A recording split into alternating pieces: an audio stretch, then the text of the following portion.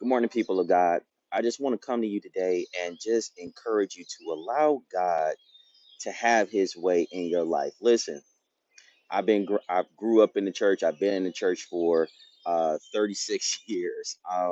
Was going to church 7 days a week as a kid, and it was like, man, do I ever get a break, And one of the things I used to always hear the saints of God say, when my mother would constantly, preach to me and teach to me and my brother as well, is that you got to allow God to have his way.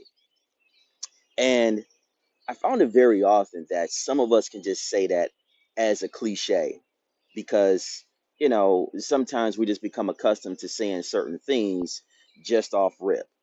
But allowing God to have his way, what are we saying? We are literally saying that God, you are in control of my life. God, I want to do what pleases you. God, I want to be everything that you have called me to be. I want to be that man of God that you have called me to be. I want to be that woman of God that you have called me to be. I want to be that husband. I want to be that wife. I want to be that daughter. I want to be that son that you have called me to be. And God is saying, I want you to have those things, but I need your buy-in. So one of the things that we talked about yesterday during our service is that we talked about that God wants to partner with you. That's amazing to me, man, and it has not left my spirit yet that God wants to partner with me. Okay, okay. So me who is imperfect, me who is sinful. I have done things, I have said things. Matter of fact, before I preached yesterday, there were some situations that I had go off within the same week. And I'm like, God, did you still call me to do this? And he's saying, yes, my son, I still called you to do this thing because I'm your partner. And where you're weak at, where you fail at, where those frailties are at, that is where my strength is made perfect. Wow. In weakness.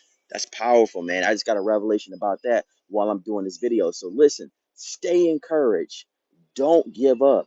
Don't beat yourself up because something didn't go the way that you thought it should go. As long as it's going the way that God has designed it to go, you are in his will and you are on the right path. So I just want to send this message out to you because it's burning in my spirit, man. I just can't get past it. Listen, don't give up on yourself because God has not given up on you. According to Proverbs, it says, trust in the Lord with all thy heart and lean not on your own. Get this understanding, your own logic, your own reasoning.